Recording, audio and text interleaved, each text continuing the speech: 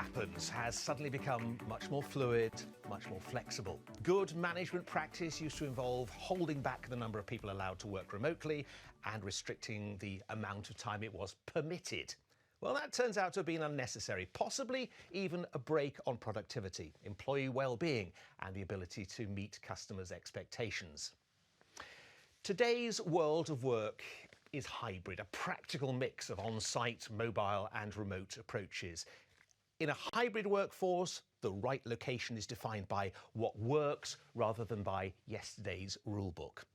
Done well, it offers a more satisfying work-life balance for employees that creates less personal stress and environmental damage from commuting. It can increase customer responsiveness with better access to data and the ability to act on it faster and with intelligence. And it can increase productivity. But there are risks too. I'm here with three hybrid workforce experts. We're going to get to grips with what's happening, whether or not hybrid is suitable for everyone, and how to avoid the pitfalls and indeed maximise the opportunities. So my panel of gurus comprises Nick Hederman of Microsoft, Andy Davis from Fujitsu, and Christian Riley from Citrix. So let's get to it straight away. Andy, we've heard a lot, obviously, about hybrid working and so on. Is this just something that's happening because of where we are now, what's been happening, or is this more long-term? Thanks, Michael. So, yeah, I think this really is the topic of the hour at the moment about what is hybrid working and what are organisations going to do about it. So for me, this is something that's not just related to the pandemic. It's something that's been building up for a while now. I mean, even pre-pandemic, I think we'd all agree that the ways we were working weren't really the best. It wasn't really sustainable. We really had problems in the way that we were operating. So very much now I see this, the pandemic really has brought down the barriers that were holding back that rising tide of demand for this new way of working to come along.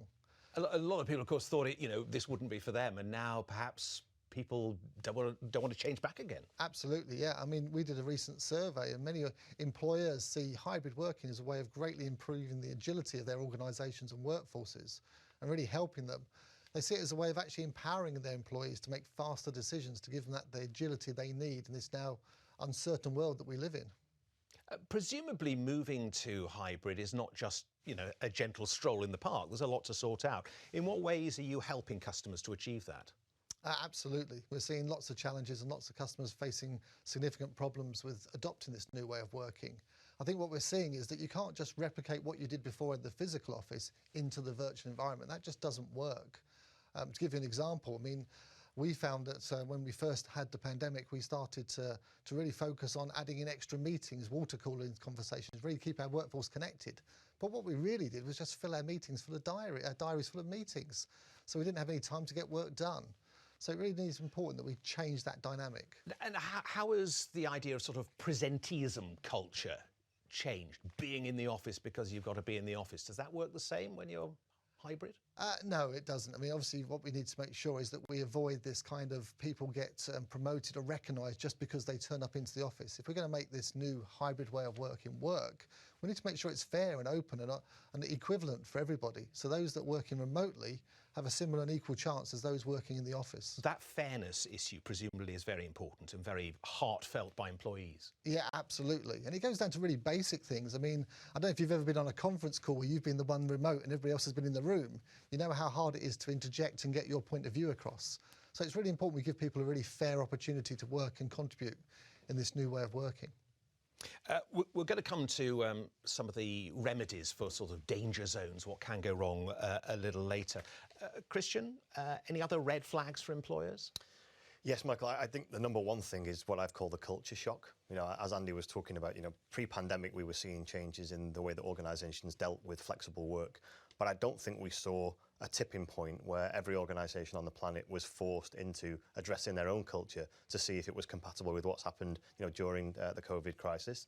I think if we take a step back and think about the pandemic from maybe a positive perspective, in the news we see lots of tragedy and rightly so. But I think the one thing it's allowed us to look at is what I've now called the world's greatest remote work experiment. So all around the world at once, everybody was locked out of their offices. Everybody was in global lockdown. And I think what that did actually show that remote work does actually work. And what it's done, I think, coming out of the pandemic, it's actually caused organisations to really look hard at their cultures to see if they're compatible with the expectations of the workforce. Connectedness presumably impacts on creativity, it impacts on collaboration. Have you found that's much of an issue? Yeah, absolutely. So the way I look at connectedness, it's really two pieces to it. One is the technology piece. And of course, if you think about the way that organizations were structured from a technical perspective, the expectation was that the IT services would be consumed within the office. You turn that on its head in a matter of days, and suddenly, connectivity is a really important thing. How do I get access to the things that we need to do work? So there's one side of it which is technical. And I think the other side is much more on that cultural, and as Andy touched on, the personal side. How do you remain connected with the company culture, with the company vision? How do you participate when you are sitting in your home, 12 hours a day? How do you feel connected to the mission of the company? And I think that's one big part that we've seen within Citrix. It's really down to understanding deeply on a managerial, supervisory level, how we can get our employees fully connected. Yeah, Nick, you were nodding to some of that, maybe all of it, I don't know.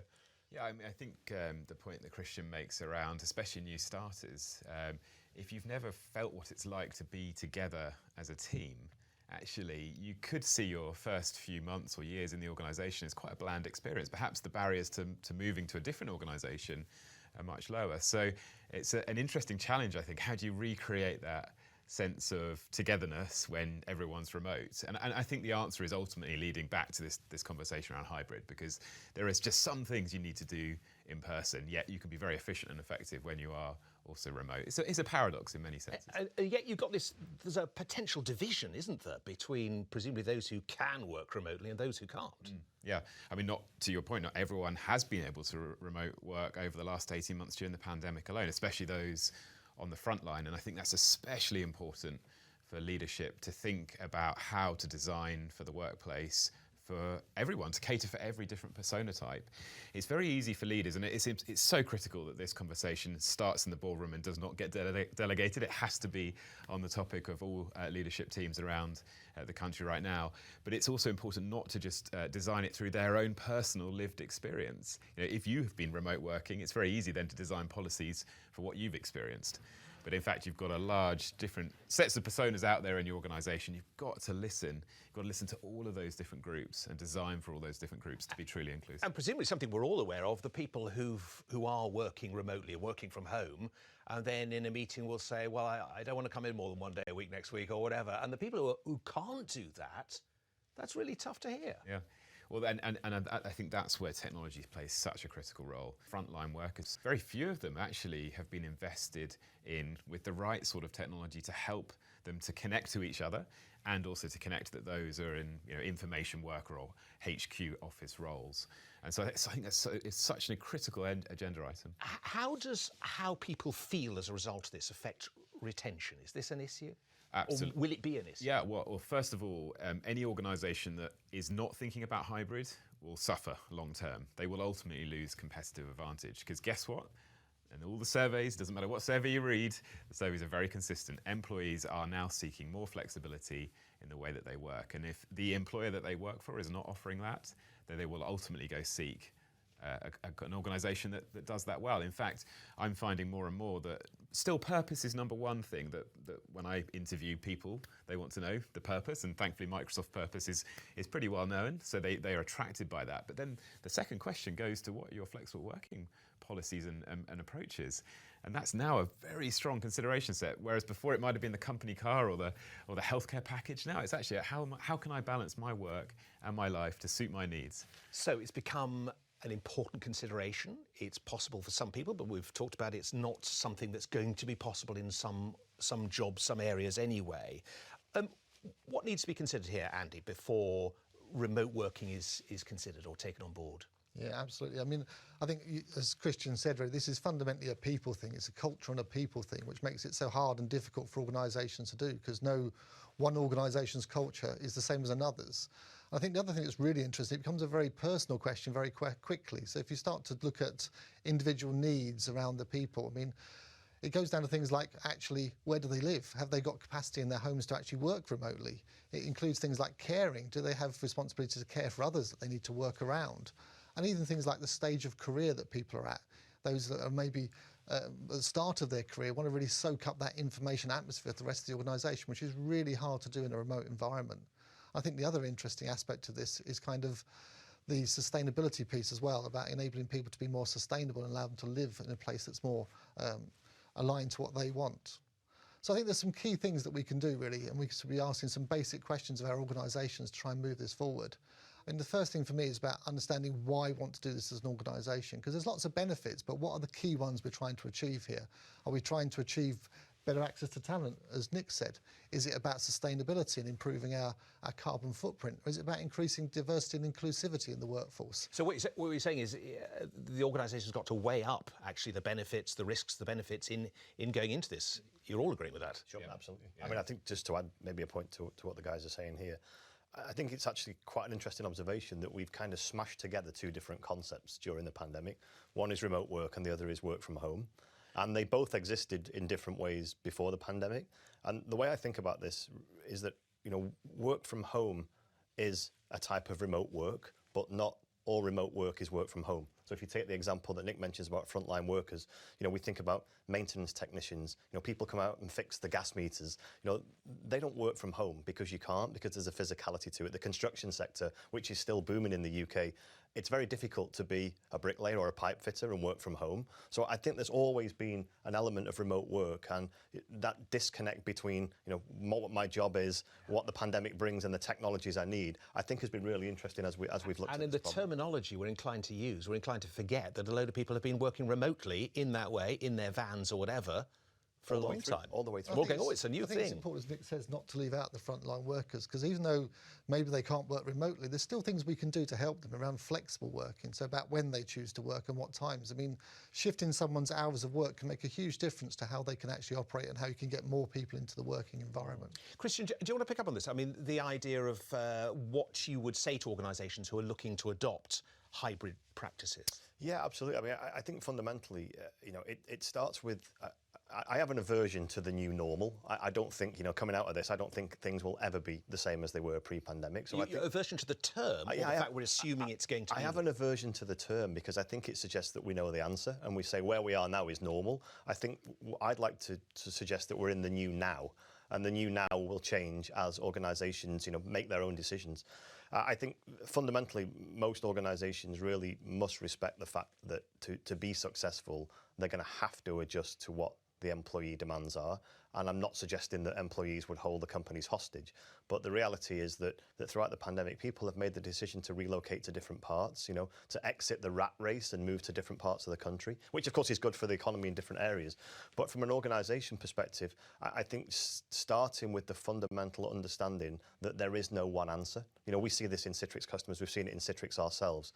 In fact, our programme that we implemented, which we call Space to Succeed, actually gives the employee the decision. And this came right from the very top of the organisation.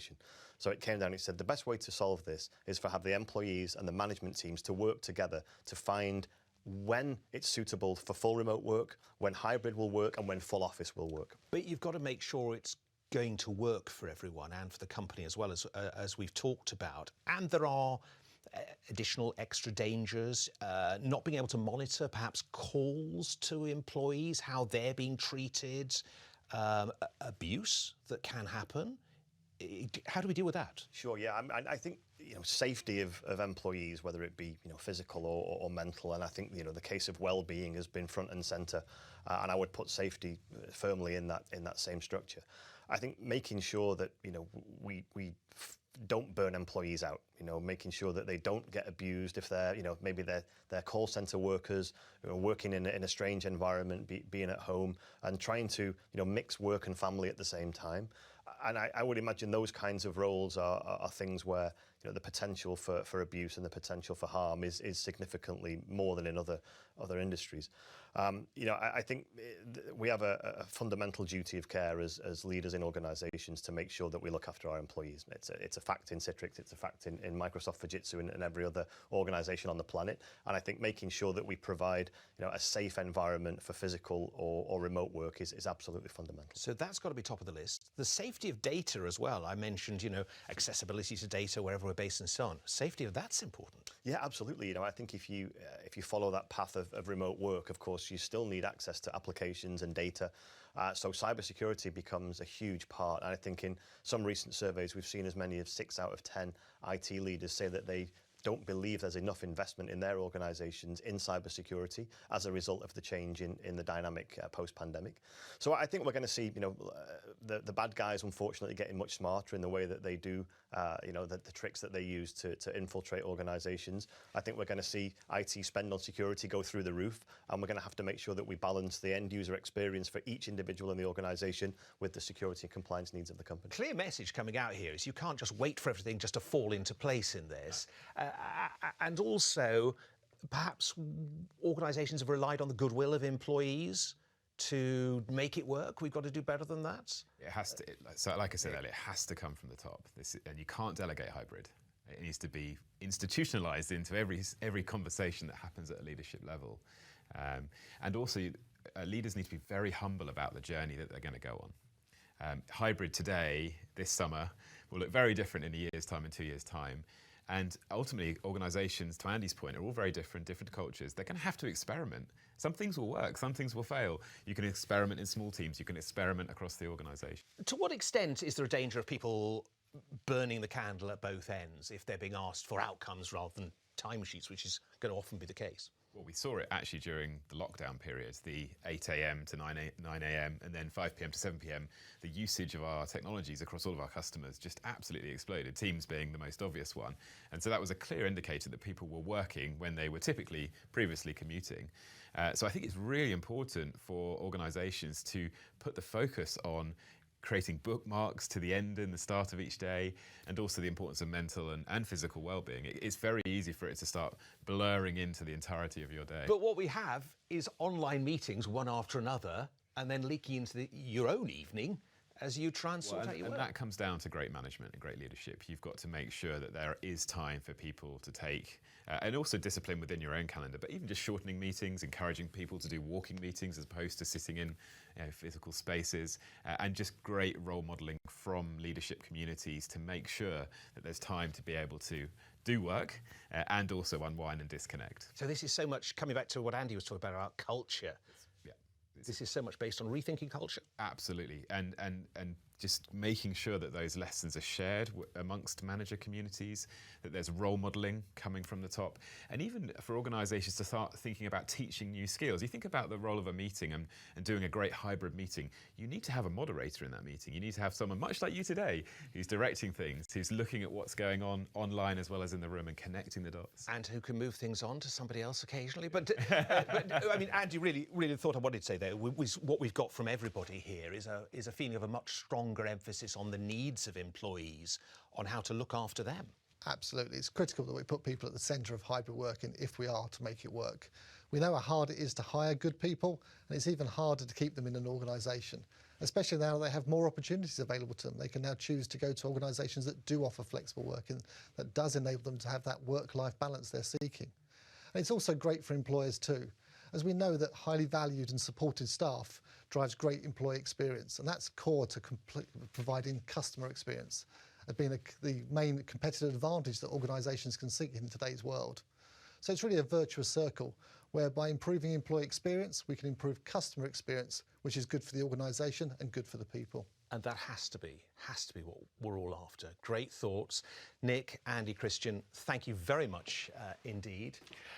In the last few minutes, we've looked at the risks and opportunities of hybrid working. Thank you again to our panel for valuable insights and suggestions. If you are an organisation who wants to make progress towards the virtuous circle described by Andy, do get in touch. If you're in touch with an account manager, they're a good point of contact, or get in touch with us using our contact details. And of course, we're on social media.